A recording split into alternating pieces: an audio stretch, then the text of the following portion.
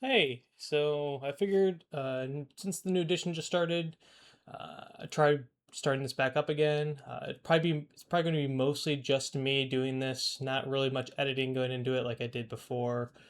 Also try to do some more visuals where last time was more like a podcast I'd kind of put up there. This one I'm going to try to have actual some visual stuff happening as well. But we'll see how much I can actually do. It's just a lot going on in my life, so which is why I kind of stopped before. But now that my kids are a little bit older, I have a little bit more time.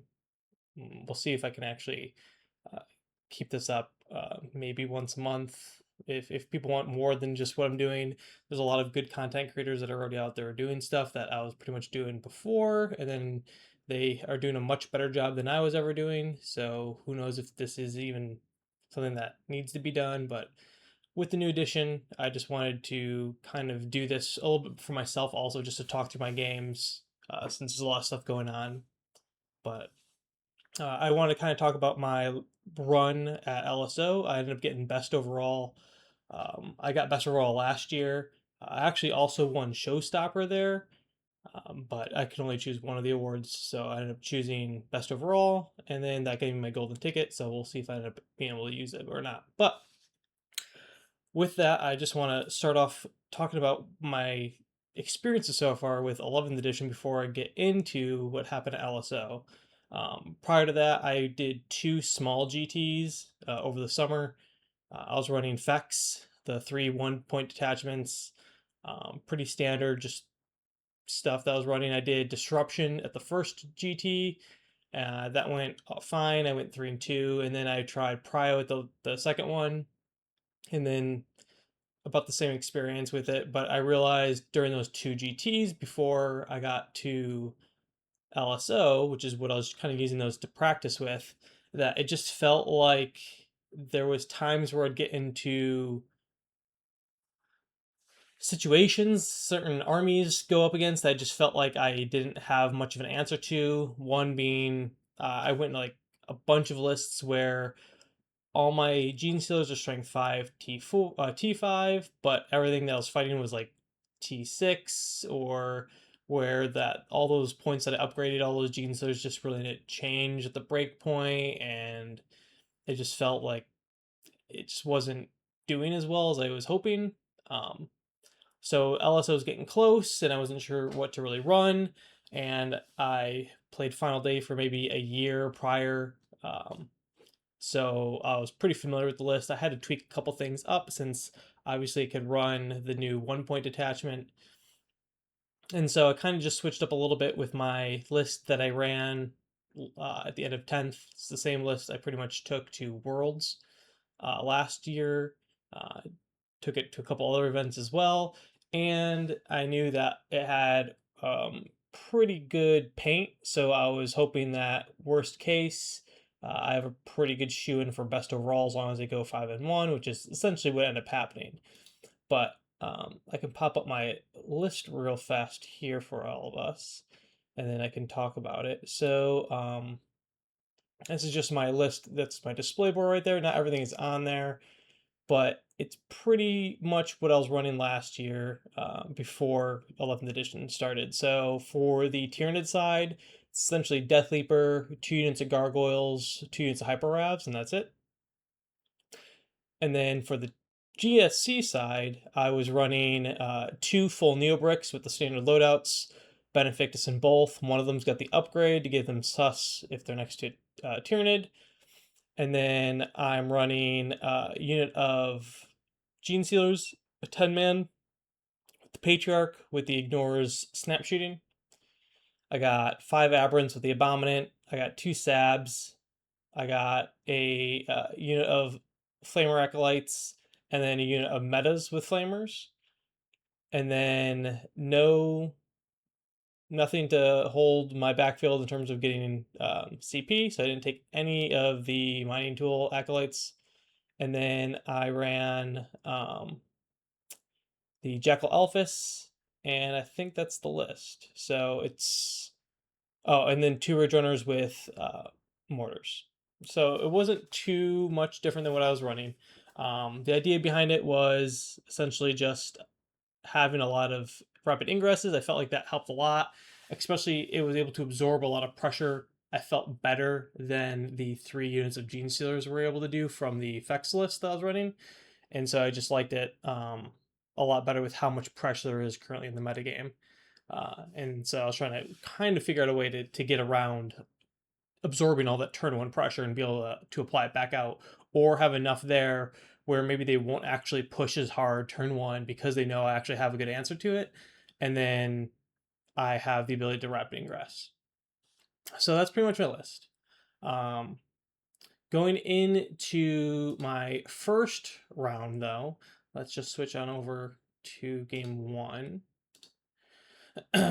So this picture I think I took at the bottom of turn one. So I tried my best to take pictures as I remembered. Not all of them are the best times. So there is a little bit of things that I kind of sometimes took pictures of, and some things got lost because I took a picture too late or too early before something interesting happened.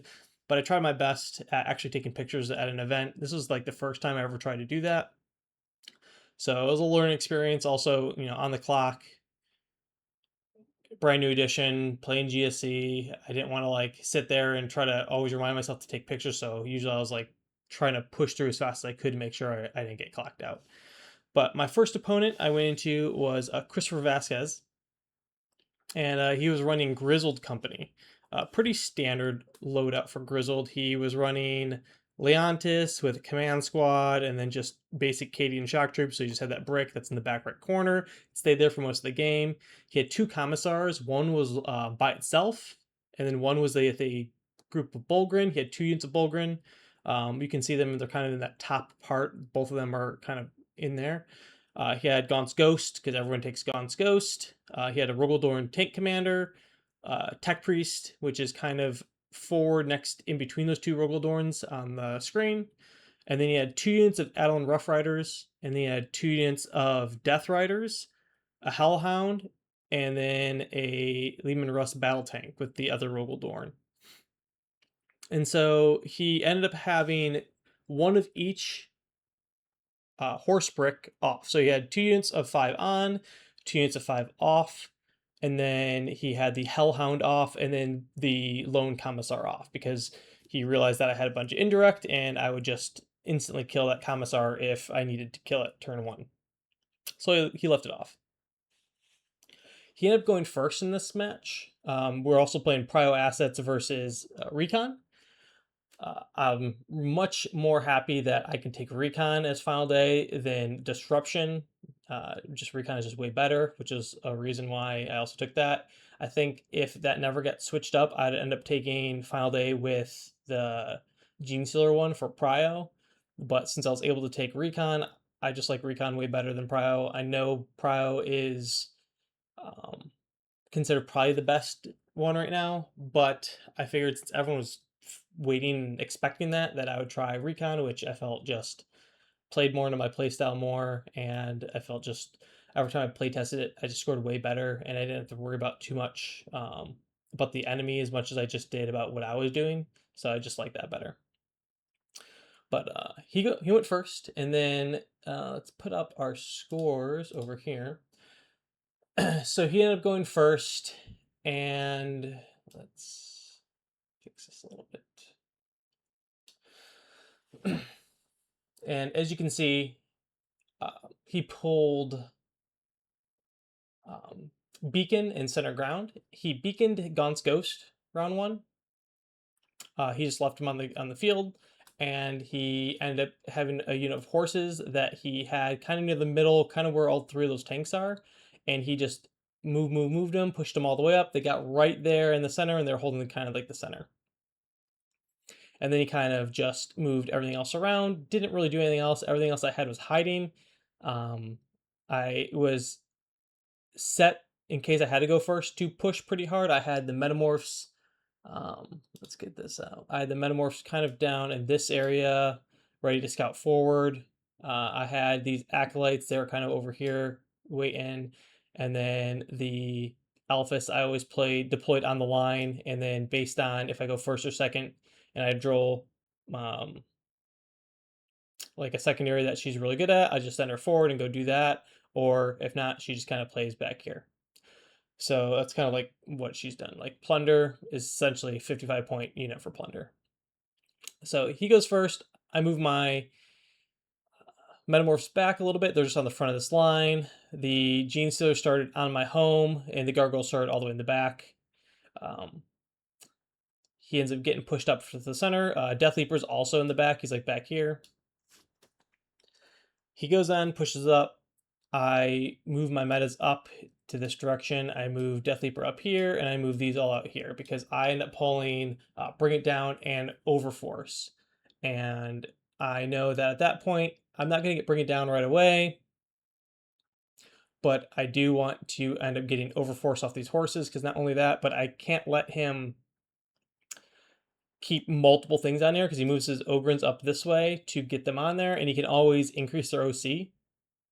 So I need to make sure I definitely get rid of those because I don't want him to be able to strat, give them OC, and then he ends up holding the center because I don't want him to score more primary than he can. And if I get the Ogrin and just the Ogrin on there, the Ogrin he was initially putting on there to push the button, and now if there's other things on there that can push the button, he can use the Ogrin to go out and do something else. So at this point, I was like, well, I can kill the horses. Ogre have to push the button. If they go do something else, then something else has got to push the button, and everything else he has is pretty much just a big scary brick of something. So the more things I got to have to deal with pushing the button, the better it is for me. I moved Death Leaper up because anything that can come up and deal with Death Leaper at this moment, I figured is something that I would want to mark with my strap. So I just move them up, and I do that for most of my games. That's a pretty common tactic I've been using. Is last edition I was kind of using Death Leaper kind of on the expansion objective, but now I use Death Leaper to kind of push the center objective almost each time, and I kind of throw them out there as like, you can kill him, but you're going to send something that's probably not just chaff to kill him, and then that's going to give me +1 to hit and wound against for the rest of the game. And so that's what I was pretty much doing for most of it. The Metamorphs move up, they make their charge, they kill all the horses, pretty easy. They just go back on the objective just to kind of make it so it's harder for him to go anywhere onto the objective and get good position. And then I move my Acolytes up with an advance to get on, just to get more OC in case I didn't kill all the horses. And then the Saboteur gets over there just so he can't outflank the Hellhound into a good spot. So I have everything kind of putting out an aura in that top left corner just so he can't infiltrate or deep strike anything over there or outflank anything over there. I don't care if he brings in God's Ghost in the back here because they would just instantly die, so I'm okay with that. But I just don't want him to get that outflank with the Hellhound turn top of 2. So I pushed them all out. That's what the dice is there for. I think we measured it. That's like where they can land out there. So pretty easy turn 1. I end up passing the turn. Goes back to him. And then he ends up pushing up with the Dorn. Is this the right one? Hold on, sorry. Let me just check.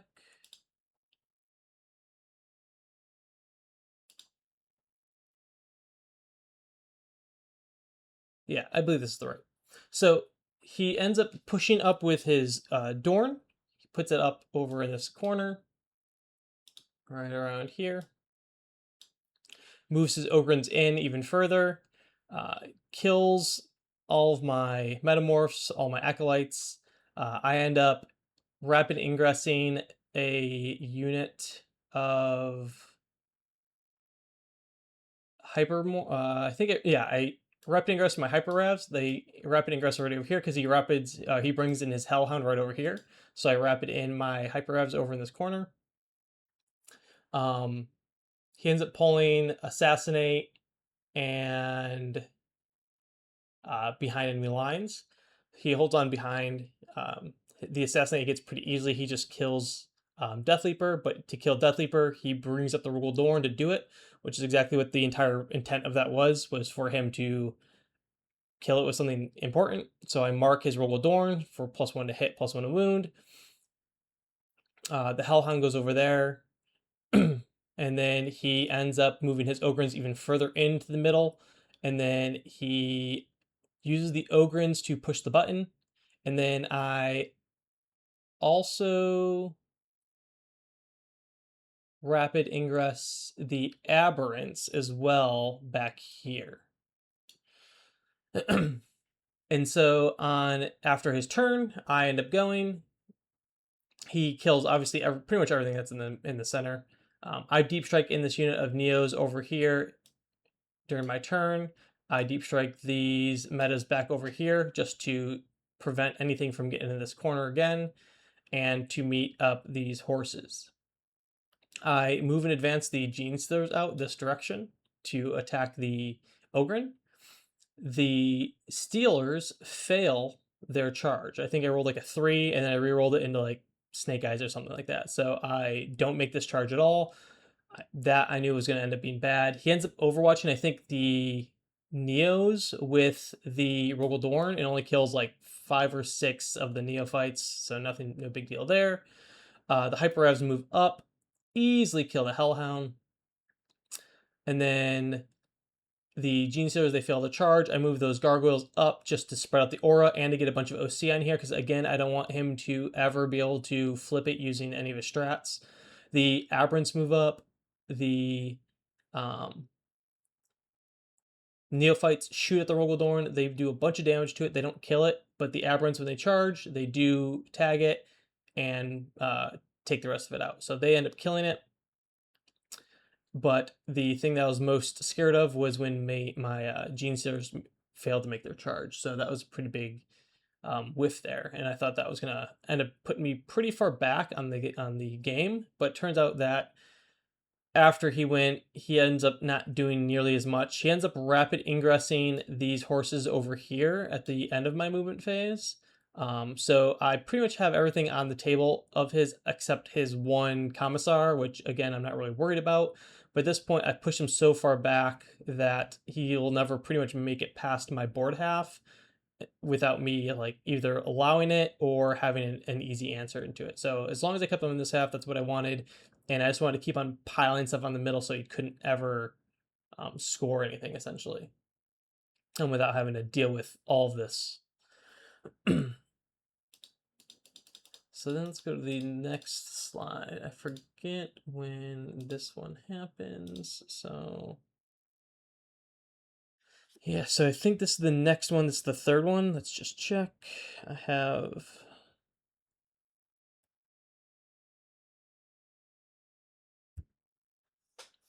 Yeah, so this is after turn. This is the bottom 3, I believe. The horses, they end up moving up, and everything essentially just goes into the Gene Stealers and just picks almost all of them up. Same with the Aberrants. So he spends almost the entire turn killing those. He brings over his other unit of A-bombs and charges them, and then they end up fighting back and forth in the center. So the Aberrants essentially fight the Ogren, and they kind of trade out right there. The horses come over here, but they fail the charge onto my Hyper Ravs. I rapid ingress the second unit of Hyper Ravs. The Neophytes end up getting picked up by the other Rogaldorn because he moves the other Rogaldorn up to here to take care of the rest of those. So he easily picks all that up. So amongst all of his firepower, he essentially takes out all the Gene Stealers except the Patriarch. He doesn't kill all of my Gargoyles. I believe that's also when I picked up Burden too, and he ends up not killing the Gargoyles because I was like, I'm going to pick the unit that he doesn't want to shoot at that's in the middle. That's just annoying enough where he probably doesn't want to put a lot of firepower in to kill 10 Gargoyles, but he will want to kill everything else. So I picked them because anything going to the Gargoyles is not going to go into my Gene Stealers or my Aberrants. So I figured that was the best option. These Metamorphs end up moving up, and they burn the rest of the horses that were still alive. They're like touching. They end up like making it somewhere over here and like landing on this terrain piece. The Hyper Ravs, since they didn't get charged, they end up moving up and they charge the Ogren themselves, the second unit that he ends up pushing up. And then finally, he brings in that other unit of horses over there.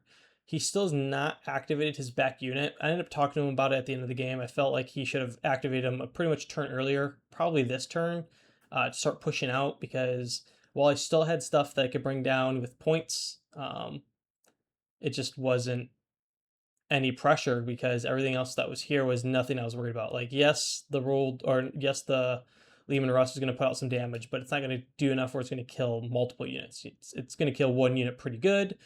And even then, like, if it's shooting in like my Patriarch or something like that, I still have 4-up invulns where it could just, not get hurt, or just roll a bunch of 4-ups and then it's still fine. So you start getting really low on points at this point, and didn't really have many things to do. The neophytes come in, they just insta pick up that other Rugaldorn without having to even worry about it. And then these guys charge into the Ogren. They kill about half. He doesn't kill all of them back, so now they're stuck in there. They're not going to be able to do anything. I come up, I clean up all the rest of the middle except one Ogren. He's still alive. He gets that unit ended up getting charged by everything else.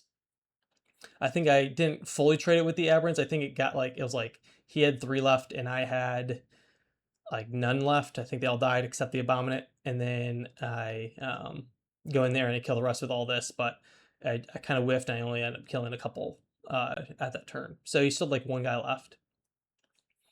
But at this point, he pretty much just had Gaunt's Ghosts here. He had this unit of hurt horses, the full unit in the back corner, which was going to be out for a whole nother turn, and then one more unit of horses that I wasn't worried about. Because I knew what the worst that these horses could do is they could come up here, they could kill out whatever is here, and then, or they could bypass and try to get over here. But if those horses get into my neophytes, that's essentially killing the horses anyways, because the neophytes are not going to die fully to the horses, and they're just going to res for the rest of the game here for the last 2 turns. And I don't really need the neophytes anymore to kill anything because this whole flank is gone, minus the guys all the way in the back. So even if my neophytes get tied up, it's just going to be a neophyte versus horse battle. Nothing bad's going to happen. I'm going to always out OC. He's never going to kill enough for it to matter. And then essentially it's like they kill the horses themselves. And then last thing that ends up happening, I think I have a picture of the very last part of the game.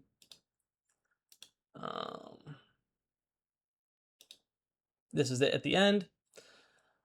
So he did kill all my aberrants, but then one was still alive, just the Abominate. He ended up resurrecting, and I think he just stood behind this for like a turn, and then I brought him over here once they killed the Hyperravs. And then I think this is bottom of turn 5, so this is all he had left. He ended up getting the horses up and around, like I said, but he obviously wasn't able to do anything. I overwatched. I think I killed 2 of them. I brought the Patriarch that still survived over here to go in and kill them, and then I just brought the rest of my gargoyles up just to hold the center. So at the bottom of the turn, he still wasn't even able to kill the gargoyles that were already still in the center just because he didn't have anything else to shoot at. And then I was able to bring stuff all the way in the back. They end up making this charge. This is where we decided to talk it out. So the board state looks a little weird, but they end up making this charge over here onto Gaunt's Ghosts along with the Hyperrav. And then he ended up calling it. So as I was moving over, that's when he called him. He just started talking it out. But all he had left was essentially these horses tied up. This was not even wounded that bad. I think I kind of just ignored it because it wasn't doing almost anything. And then there's like 1 or 2 guys left over here, and this entire unit, which he just didn't do anything with. And so at the end of the round, I just was slowly controlling it, and then I ended up pulling it out 93-66. So it was a pretty good game. A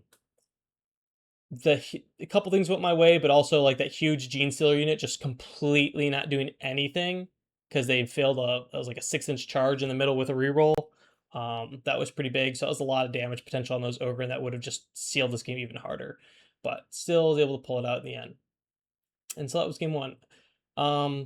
Looking back on it, I think I played it a little bit too safe with the Ogren, but I could probably have started up a little further with the Gene Stealers because I was more afraid of the horses to hit me, but every time they hit, they felt like they just didn't do as much damage as I was thinking they would do in my mind. So maybe I'd play my Gene Stealers a little bit more aggressive, maybe start them up here, or maybe even like somewhere up in this spot, and then just use my Saboteur early to push out this way so the Hellhound won't get a spot, and then this would be an easier thing to run off to get to the Abominants, or the sorry, the um, Ogren, or just even start them here. So it was one of those spots where I feel like them in this corner was fine, but I feel like there was a much better spot for them, because they definitely would have made that charge a lot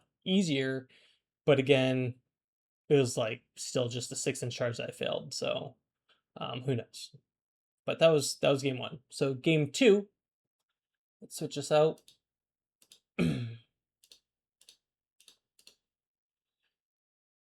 Game two, I went into Tau, and he was playing Rhett Kadra. Let's pull up the list here.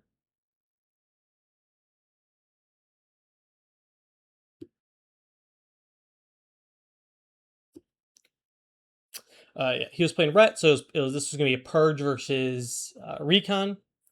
He's running a Commander, Cold Star, with missiles, with a unit of Fire Knights with all missiles, commander with an Enforcer commander with plasma, with Fire Knights with all plasma, a Cold Star with burst, cyclic, and high output, with a unit of Star Sights with all burst, Farsight with a unit of Sunforge, the Twin Lance, a Ghost Keel, 2 units of Pathfinders with no upgrades. I think they just had the rail rifles, no ions. A Riptide, and then 2 units of Stealth Suits. So I believe also in this game, he goes first as well. So I kind of deployed very similar to all my games I've been playing with this list. Is I kind of deploy my metas pretty far forward. In this case, this unit right here is not metas. I think my metas are over here. And so this is just the bottom one. That's just Acolytes. I think I should have switched these off after I thought about it, but I started to deploy them, and I deployed one on one side and one on the other side, and I was like, you know what? I'll just stick with what I had, but I definitely feel like I should have switched to where these two positions were. Um, but with the way I was expecting this to go out, essentially, since I just have to triangulate turn 2, 3, and 4, I just kind of wanted to go this way and just deal with everything in this direction. And as long as I didn't let him essentially move this way, this onto these two pieces of terrain to get a good angle down this way, I was fine. So I just wanted to kind of try to play like this on my field. So even giving him more spots to go to push, I was fine with. I just didn't want him to be able to get too far into my lines. And so that's why I kind of deployed the way I was. The Steels were over here. Again, I had 2 units of Hyper Ravs and Deep Strike with my Neos. And then over here, he just had a Sunforge. So I wasn't really too worried because it's just a bunch of fusion shots that are pretty much useless to me. What I was really nervous of is he had Uppy Downy on his, I think it was Uppy Downy on his Burst Cannon unit.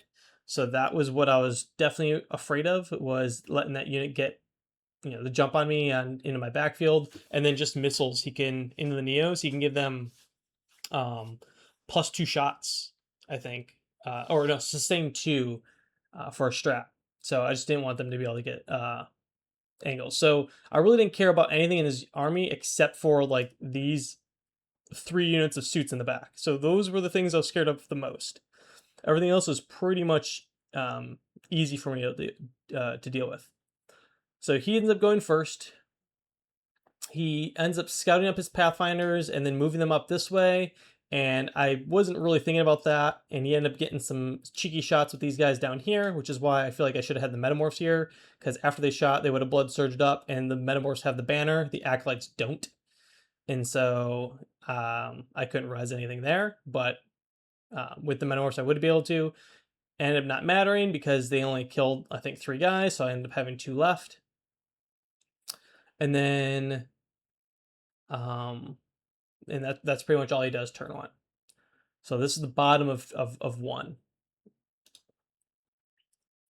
And then it goes to me. And I think the next time I took a picture was at the bottom of 2. So a lot of stuff goes on. So going back to here, what I ended up doing is I ended up moving these guys up, flaming some stuff here. Fine. Death Leaper moves up to here, grabs the center. I move the metas up to hold the back over here. And then I believe I pushed the gargoyles to one side, but I didn't fully commit until turn 2. But I was just kind of trying to play into what was happening. I didn't really want to overextend right now. He ends up moving the ghost kill up this way. And then if I go back to that picture, he ends up moving the ghost kill up into this. And when he does that, I rapid ingress in my aberrants over here. And then I rapid ingress a unit of hypers over here, because what he does is he takes this unit of crisis suits and he moves them up in this area. So he has essentially this unit of crisis suits over here. The Pathfinders I end up taking out with the Acolytes. And then I want these hyper routes to deal with these suits right here. I bring out the gargoyles from here all the way out to grab the centers. I'm using my things just to triangulate. I triangulate here, then I triangulate here, so that's good. I need to triangulate one more spot. Neophytes drop in, blast this Riptide apart. Aberrants move up, destroy the Ghost Keel. He ends up killing...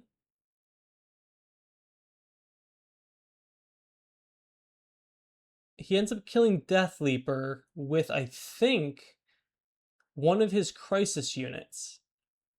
And he brings him up, I think, over here. No. I think it was this Riptide. This Riptide ends up killing Death Leaper, so I mark him. So that's why he's my first target to kill with the Neos. And then he ends up bringing up a unit of crisis suits up to this direction, and then shoots down this way with something. I forgot what he shoots at, but then he does that ability where you can like go back. So it's like a shoot and scoot, and he shoot and scoots this way. But he doesn't get out of the range enough so that when I bring in my Neos in this corner, I can get an angle on like one or two of his suits.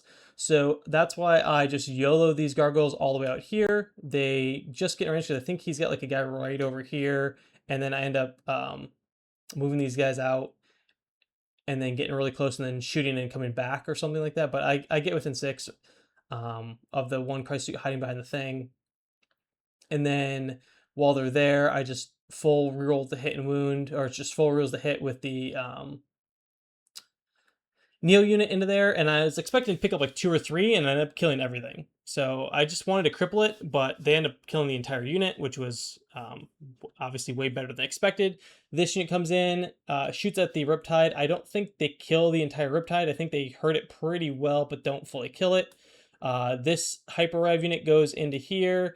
I do some weird shenanigans with the charge roll, and I kind of like was able to be here outside of 2 of the wall here. And since his guys can't move far enough to get over the wall with a 3-inch pile and consolidate, I think one of these guys could, but that's it. And so when one goes over, I was able to get all my hyper routes within range to fight his essentially 2 guys, but Farsight wasn't able to get anywhere that was able to fight me. And so I was able to use that to my advantage. I fought out his suits. I killed almost all of them. I think Farsight is the only one alive.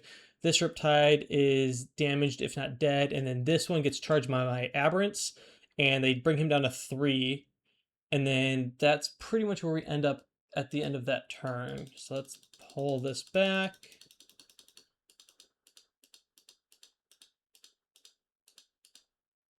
And then go to here, and I think, yeah. So we end up killing that one Riptide that was here. He's dead. These guys kill everything except Farsight. Farsight falls back over here. He pushes his stealth suits up.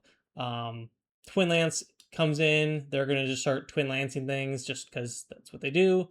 And then I was just holding my essentially my pure strains back to kill the twin lance and any other crisis suits that get pushed up even further. He brings up both the other two crisis suits over in this corner, shoots down this lane and into the aberrants, and just picks up almost all of it. I think just the Abominant lives because he dies and he comes back to life. And so the Twin Lance ends up doing a lot of work over here as well. And so I think at the end of this turn, I think all of my Neos are dead in this corner. And then a lot of my Hyper Ravs are dead right here. Let's just check to see.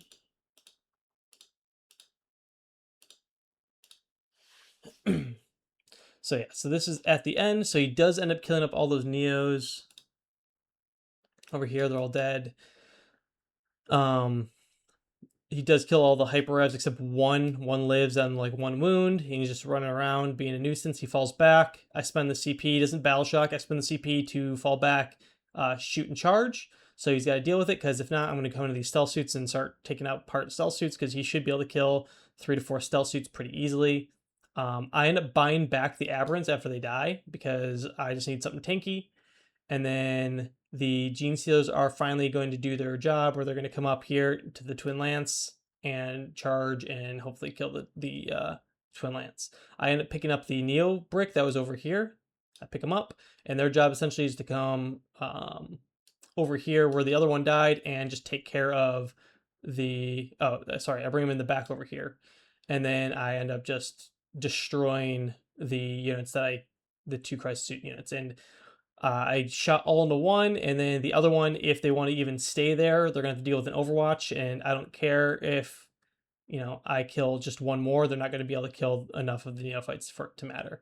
And so they come over here. The one gargoyle survives from the center. He just brings all the way over here, gets within 6 over here. I just unload there. And so at the end of this turn, the idea is that his Twin Lance is dead. I mess up a bunch of these stealth suits.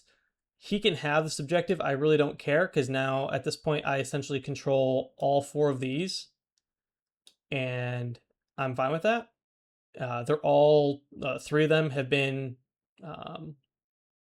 triangulated. I think I bring in these aberrants right here and they triangulate that part because they have nothing else to do. They're just being a nuisance because he's got to deal with everything else that's coming after him, and then that will give them a turn just to, on the bottom of 5, my turn, move and do whatever they need. These guys take out the last crisis suit units back here. These ones end up having to do something because they can't just sit there because I will overwatch them even if they don't move. This Riptide keeps on getting battle shocked. I think this turn he unbattle shocks, but he's only on 2 wounds, so he's also very weak and scared to do anything. And then the last turn, we start to kind of like call it at this point because we realize there's not much he can do. And then this is the end of the game. So the neophytes, they end up taking out that unit. He calls it before he even moves them. These guys, they wrap everything. They go into him. I think he's got 2 wounds left, or 3 wounds left, but he's not going to get out of all of this. And then this goes in. I think he overwatches it and then just does nothing. And so it lives. And it's been at like 1 wound. And so it ends up killing 3 or 4, or it kills 3 stealth suits. He can't do anything in the middle. And so I end up just holding 4 and then triangulating all of it. And then that's pretty much the end of the game. So I wasn't too worried about this one either. Good opponent. Nothing about him, but I feel like the armies are not in his favor. He had a lot of stuff that was good into high toughness stuff, but I just had a mass horde of guys. So again, like the Sunforge had no real great purpose. The Ions are going to pick up a couple guys here or there, but like really, what are they going to do? At the end, I felt like we talked, and I felt like what he should have done is he should have pushed his Riptides out a lot sooner, because really I would have to deal with them, or else they're just going to be in my face. and they can, like, if I don't deal with them, they can get around these corners and then get all the stuff, like the juicy stuff in the back, like the ridge runners. So I do have to deal with them, but he doesn't really care if they die, because if I have to spend something real killing them, his crisis suits could get probably a better angle, or an attack of opportunity on them to clean them up a lot faster. So I think that was a big mistake, and something that if he did that, and then also when he moved his guys back, just not being able to get them in a spot where I couldn't get a nice angle with those neophytes, because he was doing a good job of keeping them safe the whole time. But the moment I was able to get a single angle on one of the neophytes, I was just able to go in and clean up a whole unit of his crisis suits. But I feel like that was pretty much the game. Other than the thing where I felt like I should have switched those 2 units in the very beginning, I felt like this played out pretty close to what I was expecting. I don't know um, what else I could have done that was much better, but a couple things just kind of like randomly lived, which just helped. Like the Riptide just living like a bunch of turns on 2 to 3 wounds. I kept on shooting like little stuff at it. I didn't expect to kill it after the big hit, but just him living and being able to fall back and all that was pretty useful. But once he was in the back foot, I didn't really care. Then I got my third match pairing, and I actually was pretty nervous for this one, because this was T-Suns, and it was 3 bricks of Scarab Occult Terminators. And the thing I don't like is I have a bunch of damage 1, and he's playing the list that, what is it called? Rubique Phalanx. So he's going to get that extra, essentially AOC into like half my list. So where I usually, rely a bunch on when I bring in the Neo Bricks, the las guns at AP1, well, now I can't rely on that because there's no AP on there. So that's a huge bit of damage that I would be relying on that won't matter. But anyways, when Nick showed up, he super awesome guy, offered me beer, had one. Usually I don't drink at tournaments, but he was being such a nice guy, and he kind of just forced it at me. I was like, well, I gotta take it. So that's what I was expecting, was a good game, because he came in super awesome. But this is the so his list, he ends up having a Sorcerer and Terminator armor with Terminators, another Sorcerer and Terminator armor with Terminators, another Sorcerer and Terminator with Terminators, Armin, a Zangor Shaman by himself, 2 units of Scorpex 2x2, 1 unit of Zangor Enlightened with bows, another unit of Zangor Enlightened with bows, and then a third Zangor unit with bows. So he was pretty light on stuff. Again, I just knew that I had to deal with those 3 units of Terminators, and that would be the game, was essentially, can I kill his 3 units? And he was playing Take and Hold, and I was playing Recon. So that was another thing that I was kind of nervous in, because while I think that it is an okay game for Recon into Take and Hold, I knew that it was going to be hard to get him off of the take and hold part, because he was so tanky. So essentially, it was like, can I table an entire 10-man unit to get them off that point? Because if I touch it, he has so many guns, he could probably overwatch a 5-man off of it. So it's going to be really tricky. In this game, though, I think I ended up going first.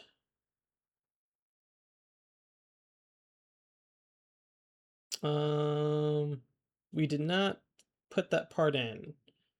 So I think he ended up going first in this game.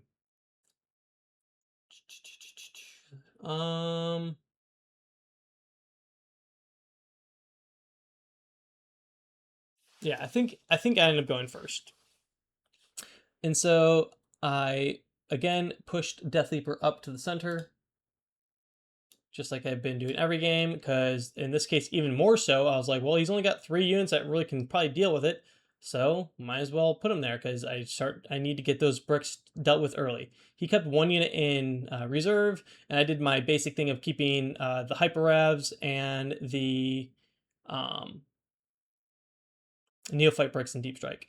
I did play this a little bit differently because he had the ability. He was telling me that he can essentially move. I forget the exact number, but he can essentially move an entire brick of scarabs like 18 inches and then still shoot.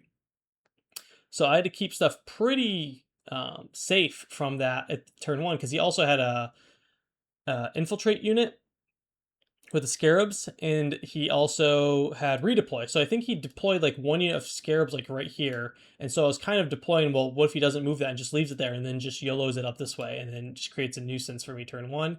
So my entire deployment was built around that, like thinking about that. But what he ends up doing is he ends up redeploying it back into deep strike, and then so he just has that one unit in deep strike, and everything else just stays on the board. So the way I deployed was because of that, because he ends up getting the first turn to deploy. That's why he ends up doing that. Um, so the way I deployed was just because he had the first turn. He'd just plop that one unit right there and is like, I can move this far with him and still shoot.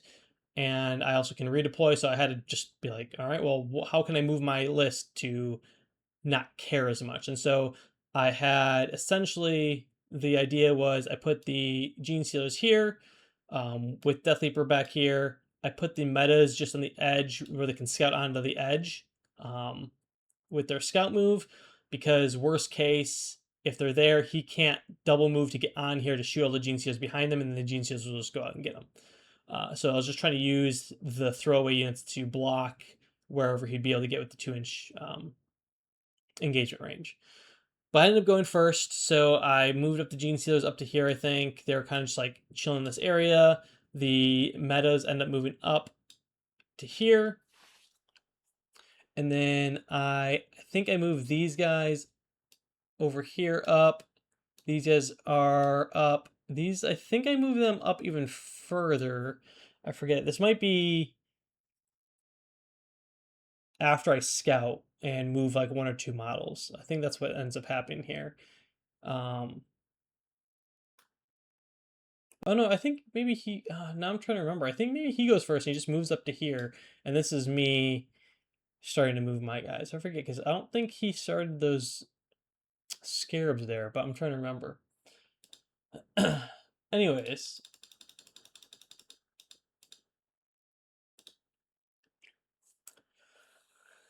um, he ends up having the scarabs up there.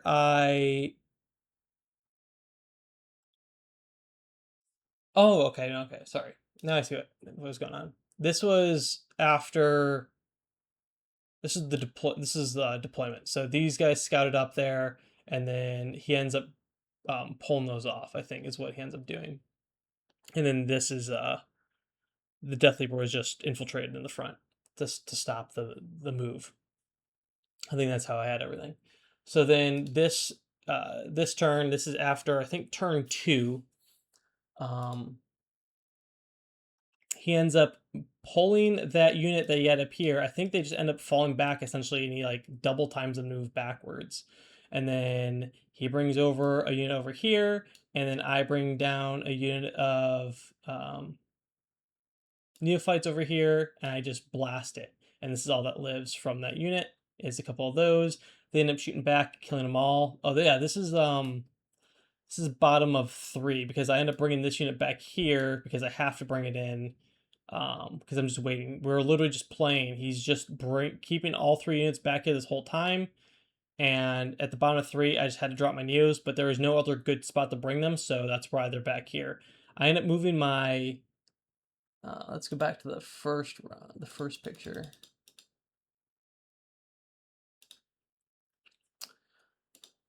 I end up moving these metas up here, and they end up charging over here, and they make the charge. And then after they make the charge, they kill only one. So one's still alive at like 1 or 2 wounds, I think. And then Death Leaper's here. He ends up moving the Scorpex up this, or not the Scorpex, whatever they're called, the Cicatrix robots or whatever. And then he moves this one up here. And so between those 3, they end up killing Death Leaper because I expected this unit to kill here. and then this to be able to be fine, and then they would come up and kill him. So that's what I was expecting.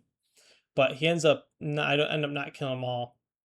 So one comes up here, and then these come up here, and they end up killing Death Leaper. So I don't get to actually put the buff on any three of the Scarab Occult Terminator units, which is bad. He just barely died too. I think it was the last dice on a 4-up for an invul save, and I think I even re-rolled it, and then I still failed it. And then after that, he just played the game of keep all three bricks of his Terminators just so far back. And so this turn over here that we get to, this is the turn where I bring my Neos over here and I just blast this unit right here. He ends up moving this unit up. He brings this unit over here. I end up bringing this other unit. This is the one that was back here. I bring them over here. I shoot them here. Trying to do as much damage as I possibly could, because now we're just getting to the end of turn 4, and I am just not killing nearly as much as I need to, and these things just pick up my Neo Bricks as fast as they can. So luckily, I think in this case, it was in my favor because he just wasn't being aggressive enough. I think if he was just trying to play more aggressive and just was on this objective, because he kept on not touching it for some reason, because he didn't want me to be able to shoot through him on this side. He wanted me to have to like land on here, but he kept on putting stuff so I couldn't land on here. And so he was kind of playing this a little bit too cagey, I think, on the middle. But he just kept on picking up all my bricks. I just couldn't do anything about it. The Steelers get up here. And then at the very end of the game, this is all that's left. So this is bottom of 5. I end up this game ends up going a little bit past time because we just sit there and we're talking for quite a bit. And it was also the last game of the day. And so we're kind of just like going about it slow. And so we ended up being one of like the last people here. So I was focused more on the game because it just was taking a while. But at the end of the game, this is all that was left. So this unit of Neos ends up surviving over there. And then all he has left is essentially these 3 Zangor Shaman, these 5 rubrics, 1 rubric in the middle. I think this is Araman, and he ends up charging the Aberrants, and the Aberrants fight on death, and then like 2 of them kill him back. So that's all he has left, and essentially I end up pulling it out the very end by 6 points because I have I think I end up having bottom of turn, and then I pick up my unit of neophytes with the CP. They land on like the home objective, and they do a bunch of stuff. They get plunder. Oh, what did they get? 1, 2, 3, 4, 5. Yeah, I get center ground because the aberrants end up killing over here. I get forward position because I hold his home, and then I end up plundering his home, and then that with the primary scores of being in all the corners, I end up bringing something over here. Or I think these just moved. I think something moves down like this way. That was over here, and then I'm getting all the corners as well. So it was really close until the very end, and then just fighting on fumes. The issue was just the Terminators. They were just so hard to pick up. I would pick up 3 or 4 of them, but then whatever was left could just pick an entire neophyte brick. But there's only 3, but I just never had a chance to actually really connect on them. So that was a really close game. Barely pulled it out in the end. Then I went home for the night, and they sent out who we were playing in the morning. And who I was going to play in the morning was Harper, and she was playing orcs. And on day 2, every matchup was on, I believe, B. So she was playing orcs, and the orcs, I believe, were playing Take and Hold again. But in this case, we were playing Dawn of War. And I was just like, this game is cursed. Especially if she goes first. She's just going to call the wall, essentially, and just be in my face turn 1. And there's like no possible way I can win. So I definitely need to be able to win the roll to go first. And then even then, then it's a game. So this picture is after turn 1, she went first. This is where she was at the bottom of turn 1. Sorry, I went first. This is the bottom of turn 1. So what I ended up doing is I kind of did the exact same thing I've always been doing. I deployed my metas kind of up front with my acolytes up front because I just want them to die as soon as they can so I can recycle them back in and also to move block. And I was playing very, very cagey with all my bricks of stuff so that I was pre-measuring to make sure even if she did call the wall, her connections would be so minimal that it would give me a chance. So turn 1 happens. I get first turn. She does not call the wall, which I was happy about. And then I had my metas here, and then my acolytes here, and I just move them up like this, and advance them up. And then I move Death Leaper up, and I move my Sabs up. And the idea was I just wanted to make a wall essentially like this, because they end up the metas end up scouting up and then move and advancing up like this. And I just wanted to make a wall as best I could across this spot and try to prevent anything from her side from getting past that spot on her turn 2 or her turn 1 really. And so she couldn't call the wall and I have a chance to fight whatever she sends up if she doesn't call the wall. So she doesn't call the wall. She ends up making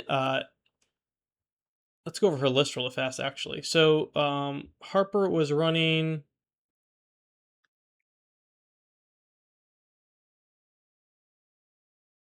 Freebooter Mordaka, and she had a Beast Boss and Squigosaur with boys, with Squig boys, a Banner Knob with Flash Kits, a Big Mech Shock Attack with Tank Busters, a Big Mech Shock Attack with more Tank Busters, Wazdaka, 10 boys, 2 trucks, 2 units of Gretchen, and then 2 units of Squig Hogs with no character. She ended up keeping 1 unit off in reserves. I think it was the Luda's unit. No, the Luda's unit was back here. I think she kept off her Flash Kits. One of those two was off. I forget which one, but one of those two was off. And then she ends up marking this spot. She puts these guys in the wall and sends them up turn 1 with her strat. They end up killing the metas here. They auto-see me on my expansion. That's fine. I just needed to kind of keep this game at arm's length away from my face. So the better I could do that, the more control I could do that, the more I felt like I had a chance. So then she kills my acolytes. She kills my metamorphs. I recycle them back in. She pushes these guys up to this corner. She pushes this up there. Doesn't get that close. She brings a unit of boys up here. I pop my mine to kill a bunch. She brings this up. She tries to charge my Saboteur. Fails the charge. Doesn't roll high enough. And then that's the end of that round. So it goes to me. This is where everything was. I decided to bring up my Aberrants this way. Fight this, and then with that I could pile on, and then I can kind of make a wall of Aberrants here. I'm just trying to keep my Patriarch unit alive so they can hit first into this big unit back here. That's kind of what I want them for. And so that's what I'm trying to save them for. Over here on the right hand, I end up moving these Hyper Ravs up this way. I bring Death Leaper up this way, and I wanted to try to pincer this. I wanted the Hyper Ravs to be able to fight and not just get blasted by all of them moving in. So I want Death Leaper to kind of pull them apart. And then I move my Sab up there just to do a little bit of damage ahead of time. And then over the left-hand flank, I end up bringing all of my gargoyles as fast as I can all the way up here just to move block these boys. And then I bring in a neophyte unit back here to shoot down this way because they're not in the wall. So I figured this is the best and easiest way to kill as many of these guys as I could because, again, they're not in the wall. And so that's my best chance of just picking up as much as I can. And then they can't really get retaliated on a bunch because the gargoyles will kind of prevent them from getting around. So that's my idea going into my turn. It ends up working up a little fine.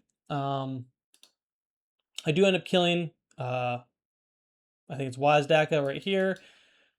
These guys go in there. Death Leaper and the metas and the Hyper Ravs just don't do almost any damage, including with the Sab and the Free Grenade. I bring in my metas right here just to try to create another plug right here, just so these guys can't go around this way. And then I bring in these guys over here to try to get a charge, an 8-inch, 9-inch charge on these grots right here, but to also just help pepper the Wazdaka a little bit, just to make sure I did as much damage to him before my Aberrants went in there to make sure he died. The Neophytes, they did full everything in this, and as you can see, it looked like they killed, what, 1, 2, 3, 4, 5 guys are alive. So I killed, I think, 3 and like a half pigs, which is like nowhere even close to how much needs to die there. Over here, they whiffed pretty hard. I think they only killed like 3 or 4 pigs as well. And then this is where I'm at the end of my turn. Harper then goes to call the Wa. Pushes this up this way, takes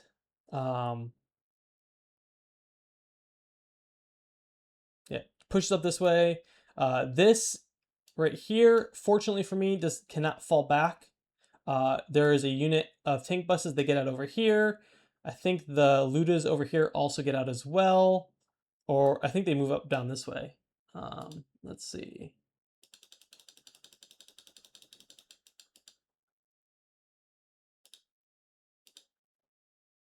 Yeah, so gets out of the truck, they move up here, they just unload into my Aberrants, and then they end up getting charged by the Aberrants. They end up charging the Aberrants, so they kill them all. Abominate stands back up. This unit here also shoots a little, I think 1 or 2 guys shoots over here at my gargoyles, dwindles them down to 3 guys.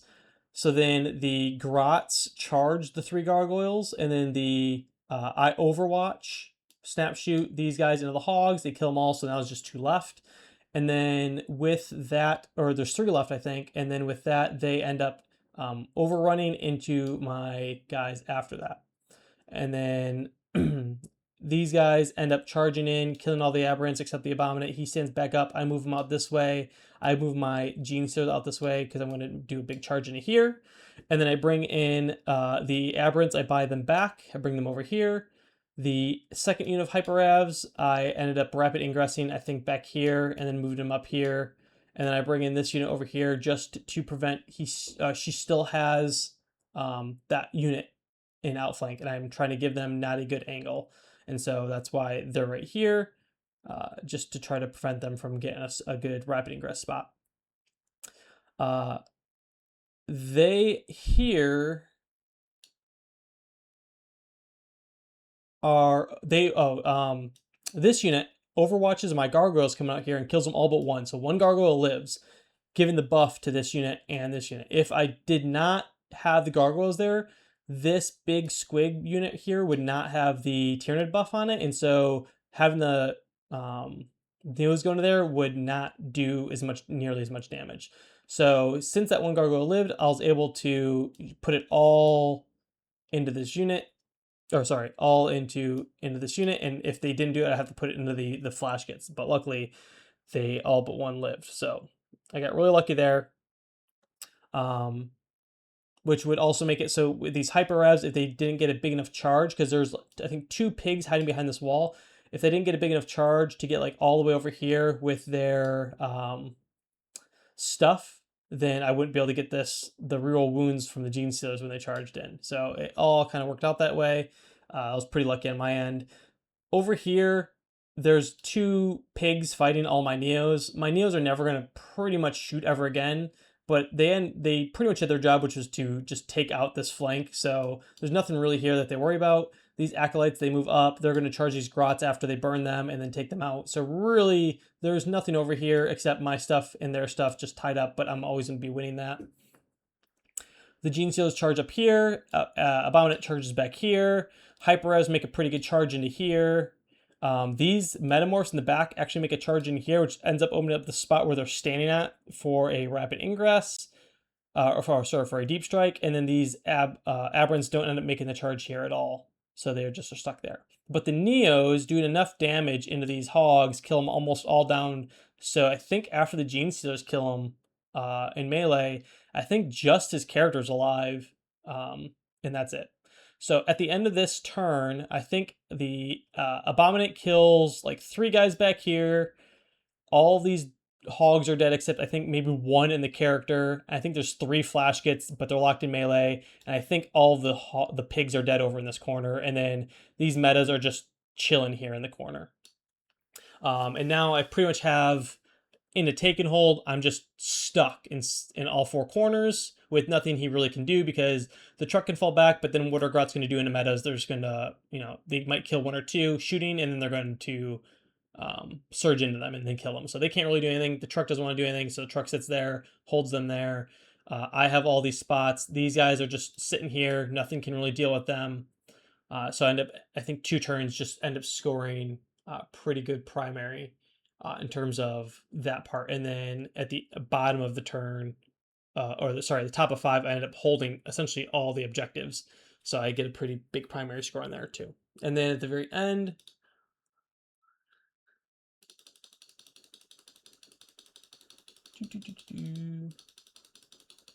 let's just get all this. We ended up talking at the end of the game, and I pretty much said that I expected to lose this game all night until we ended up showing up to the table, because I knew that if she went first, I just pretty much auto lost. And I kind of told her that I feel like her play to me was just her first turn, just push everything up. If everything starts here, I'm not going to kill it all the pigs. I will not kill all the pigs. And then turn bottom 2, she calls the wah and just shoves the pigs even further in my throat. And then all of her guns just appear in the back and just kill everything. And I don't think there's anything I could have done. And then at the very end of the game, this is how it ended up. The Abominant was still alive somehow back here. The Patriarch lived, so it was just him at 5 wounds. My Patriarch was still alive at 4. This ended up, the Ridge Runner ended up moving up. He ended up overwatching and killing the Ridge Runner, but then these guys ended up making their charge. These guys just lived back there. And then I picked up and dropped the Neos again right here just to shoot both directions and just pretty much picked everything else up. And then really, I just moved the Neos up here because what was going to happen with this one pig that was left? It either sits there or goes one of these directions, and then it's not going to control the point ever, so it's fine. And if it goes this way to try to do something here, I'll just overwatch it, and then there's just a truck. A truck isn't going to do anything in the Neos. It's never going to auto-see them, and then the Patriarch's just going to come this way and deal with that. So at the end of the game, she pretty much had nothing left. But it was pretty close game up until it wasn't. I think it was one of those games where like it was on a knife's edge and I was trying to keep it there, and then after those Neos came in and just like picked up in those charges that were right here, and like I probably killed 700 points worth of stuff with like my guys in 1 turn. It was pretty much over after that. But yeah, we talked about it after that, and I think that was her big mistake. Is obviously going first would have been a lot better for her, but just moving everything up is like a big line. I don't think I could have done anything about it, which is something I just don't really like about the game right now. And then the last game that I have on here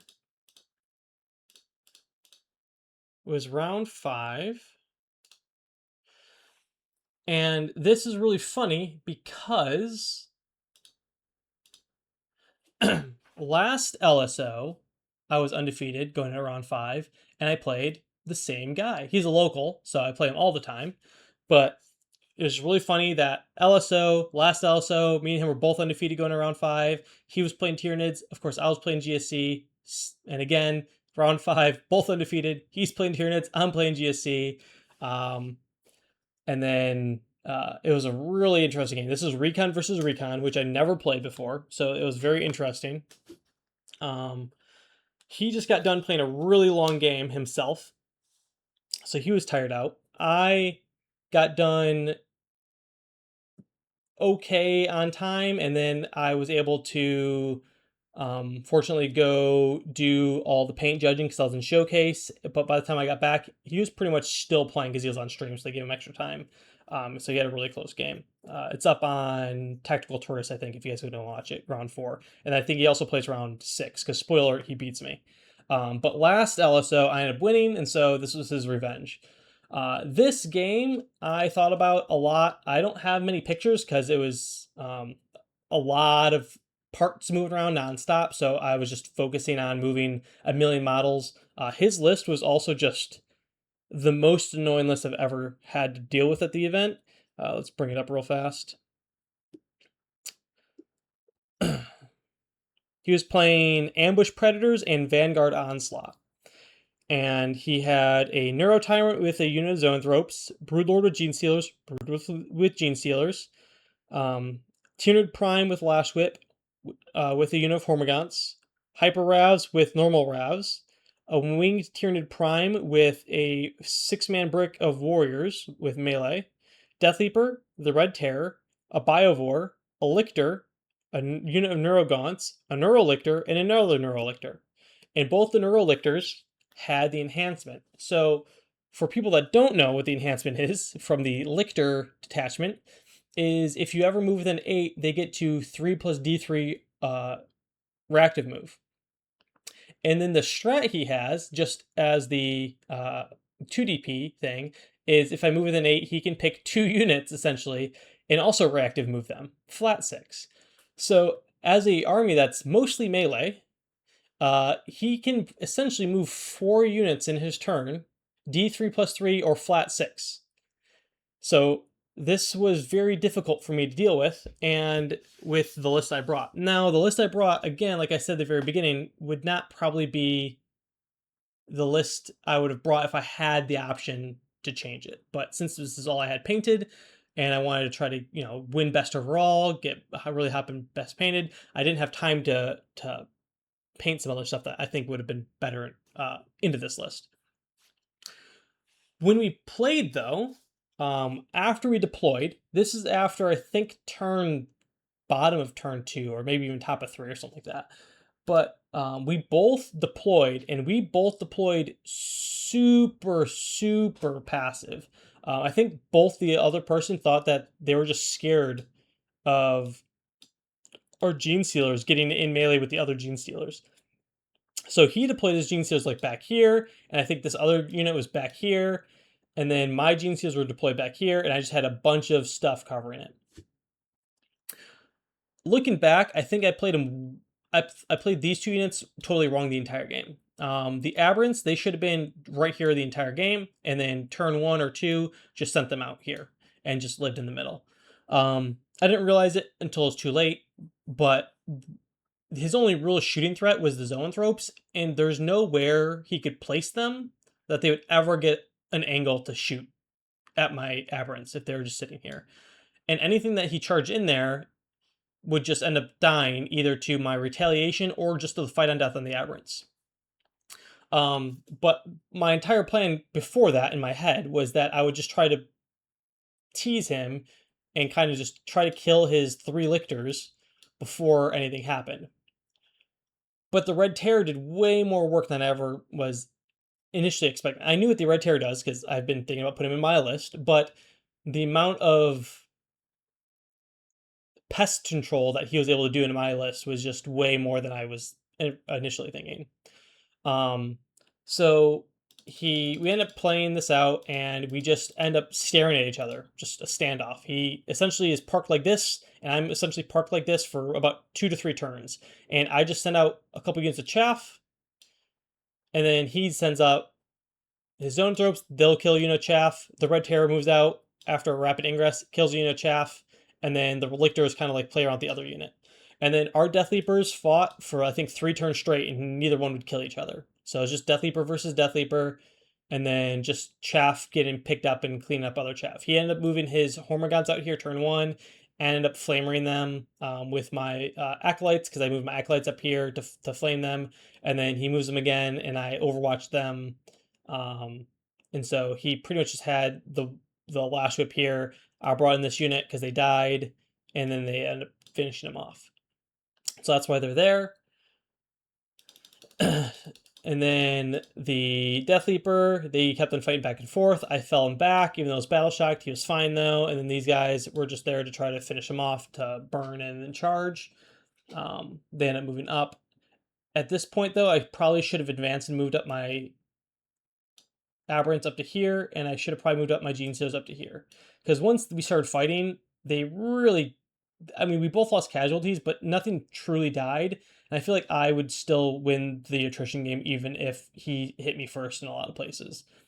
Um, but I end up getting these guys. They move up over here just to prevent the gene seals from being able to get onto here. That was what I was really worried about. And then we go into the only other picture that I have, unfortunately, of this game, which I wish I took more because this is probably the most interesting of all my games, was here. This was at the top of 4, I believe. Um, he ends up killing all my chaff and deep striking in. And again, just like here, he ends up moving his warriors in. They're going to charge my aberrants.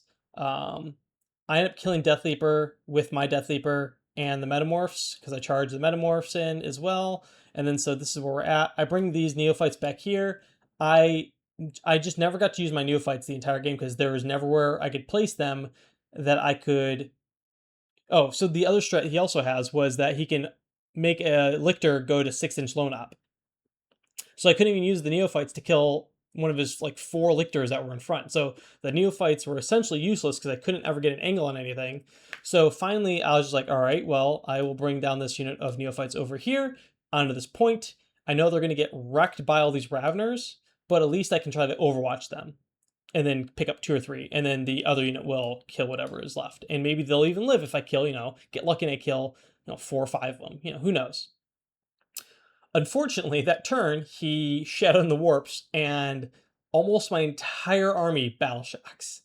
I think like 3 things don't battle shock, but this unit right here definitely is one of the units that battle shocks. And I was like, great. So um, I'm definitely going to not be able to overwatch now, and I will lose this whole thing. So the Raveners end up charging in, killing them all, picking them all up.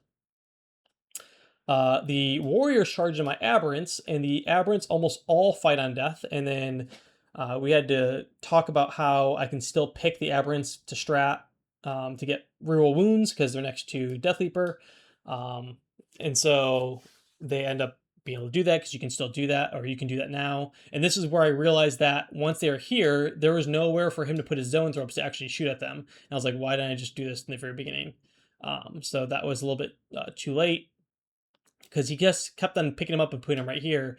And after I thought about it, I was like, wait, there is no other place. I mean, he could try to get somewhere over here, but even then, I was so pushed up all the time, or I could be if I wanted to, that they would never get a spot there. And then, of course, they're hidden, so I never had to worry about it. But it hit me too late in the game. But that was the big thing I would have changed. And then I just would have played these Gene Sealers like right here instead of back here. Everything else was fine. I think the only other thing was that this unit getting battle shock definitely made this flank immediately fall apart. And once that happened, there was just nowhere I could ever get to this point to like try to call back because he was able to um, turn 1 or turn 2, he was able to act or action the center, and then turn 3 action my expansion, and then turn 4 action his expansion. And I was able to get these 2 action, but I was never in an opportunity to ever action back here just because these lictors just never died. Once I ended up getting the hyper revs in here, I ended up charging hyper revs, the metamorphs, and Death Leaper all into his Death Leaper. I killed Death Leaper with the metamorphs. The hyper revs were able to overrun, pile it into his gene sealers, and they picked up quite a bit, but there's only I think 3 left, or 3 that were able to even do it. So they would have picked up a lot more if they connected with all 5. And then just the way that I had to string them all out. And then the aberrants were able to pick up almost all the warriors. I think only 2 lived after the fight back, so that was huge. And then these Raveners were just pretty much uncontested. I ended up picking up this unit for a CP because I think this unit also wasn't battle shocked. It was like one of the only few units that wasn't, or they came in afterwards. I think it rapided them after the movement, so they weren't on there to take. I forget, but um, they ended up coming in and pretty much picking up all these guys afterwards. But at the end, like I had most of his army killed essentially, other than the Zoanthropes at the end of the game and like the Red Terror. Um, but again, it was because I was just playing way too passive, and if I would have just played that like that, it would have been a lot easier for me, and that was definitely the huge play. That along with the Overwatch failing because of the battle shock, that was huge for even trying to help me bring back in the game after making a huge blunder like that. But I think next game, if I had to play this list again, I know exactly what to do. I just, like I was saying earlier, bring the aberrants up to here a lot sooner, probably turn 1 or 2 and just be like, fight me. They would definitely be able to take out anything. If he brings in his red terror to fight them, they would fight back and probably kill the red terror back. He wouldn't be able to kill them all and probably go up. I don't think he's going to kill all the aberrants, so he'd just be stuck there and then dead. If he brought in anything else, I think they'd just pick those up also. So I think it would take like 2 to 3 units just to kill the aberrants in the middle. Um, and that would be a huge thing and easy for me to hit it with anything I wanted, with the neophytes, with anything. And then if I was able to shoot the neophytes, sure, you can bring in 1 unit, or maybe the gene stealers come over here and fight them. I overwatch the gene stealers, and then I don't think the gene stealers, if I do even decent damage, pick up all the neophytes, and I think we're just there. So I think I just had to play a little bit more aggressive, but we both played too passive, and I think it was just better in his hand to play passive than it was for me, just with the ways how his army worked. It was just too hard to get angles and too hard to actually make charges. It was essentially how many like 9-inch charges could I make. And then finally, the sixth and last game, I went into demons. But we set up, we played like the first game, like the first round, and then he ended up having to leave because his ride was leaving, so we weren't able to completely finish it. Who knows how that game would have went?